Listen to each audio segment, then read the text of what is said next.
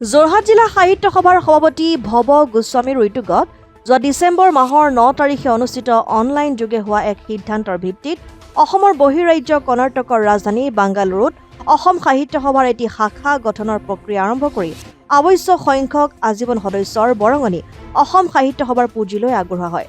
পৰৱৰ্তী সময়ত অসম সাহিত্য সভাৰ কাৰ্যনিৰ্বাহক সভাই অনুমোদন জনোৱাৰ অন্তত সভাৰ প্ৰধান সম্পাদক ডক্টৰ উপেন্দ্ৰজিৎ শৰ্মা, উপসভাপতি ডাক্তৰ গিৰীশ সন্দিকৈকে প্ৰমুখ্য কৰি এটি সজাতি দলক আজীৱন সভ্যৰ যোগেদি বাংগালুৰুস্থিত প্ৰৱাসী অসমীয়াসকলৰ বৰ্তমানলৈকে অন্তৰ্ভুক্ত হোৱা আজীৱন সভ্যসকলৰ মাজত প্ৰপত্ৰ বিতৰণৰ দায়িত্ব অৰ্পণ কৰিছিল। সেই মৰ্মে যোৱা 9 জুনত বাংগালুৰুত অনুষ্ঠিত প্ৰথমখন কাৰ্যনিৰ্বাহক সভাত যোৰহাট জিলা সাহিত্য সভাৰ সভাপতি ভৱ গোস্বামী উপস্থিত হৈ আজীৱন সদস্যৰ প্ৰমাণপত্ৰ আনুষ্ঠানিকভাৱে প্ৰদান কৰি বাংগালুৰু সাহিত্য সভাৰ বাবে ইতিহাসত এক স্মৰণীয় আৰু গৌৰৱৰ দিন হিচাপে ভৱিষ্যতে চিহ্নিত হ'ব বুলি উল্লেখ কৰে। উক্ত সভাত উপসভাপতি অঞ্জুমণি ভৰালীয়ে সভাপতিত্ব কৰি অনতি পলমে বাংগালুৰু সাহিত্য সভাই শতদল সাহিত্য সভাৰ সন্মান লাভ কৰিবলৈ সক্ষম হ'ব বুলি আশা প্ৰকাশ কৰে। সম্পাদক হীৰকজ্যোতি কাকতীয়ে আন্তৰা এই সভাত উপদেষ্টা ক্ৰমে প্ৰাঞ্জল অৰবিন্দ মেধি, ৰাজদীপ কৰৰ লগতে ডাক্তৰ ফাৰ্মিদা আমান,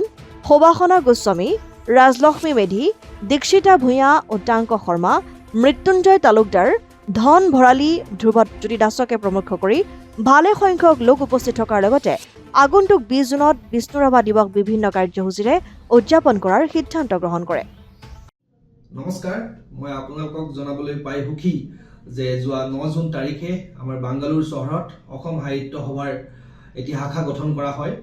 আমি একচুৱেলি যোৱা কেইবছৰমানৰ পৰা চেষ্টা চলাই আছিলোঁ, যদিও সম্ভৱপৰ হৈ উঠা নাছিল, কিন্তু যোৱা ডিচেম্বৰ মাহত আমাৰ যোৰহাট জিলা অসম সাহিত্য সভাৰ সভাপতি শ্ৰীযুত ভৱ গোস্বামী ডাঙৰীয়াৰ তত্বাৱধানত আমি এখন সভা অনুষ্ঠিত কৰোঁ অনলাইন যোগে, আৰু সেই মৰ্মে যোৱা 9 জুন তাৰিখে বাংগালুৰু চহৰত তেখেতে উপস্থিত হয় আৰু আমাক আজীৱন সভ্যৰ প্ৰমাণপত্ৰখিনি প্ৰদান কৰে আৰু লগতে এখন সমিতি গঠন কৰা হয়। আমি আশা ৰাখিছোঁ এই বাংগালুৰু শাখাৰ জৰিয়তে আমি বাংগালুৰুত অসমীয়া ভাষাৰ বিকাশ লগতে প্ৰসাৰ কৰিবলৈ চেষ্টা চলাম, আৰু যিটো আমাৰ বাংগালুৰুত নৱপ্ৰজন্ম আছে, উঠি অহা প্ৰজন্ম, তেওঁলোকৰ মাজতো আমি অসমীয়া ভাষাৰ বিস্তাৰ কৰিবলৈ সক্ষম হ'ম বুলি আমি আশা ৰাখিছোঁ।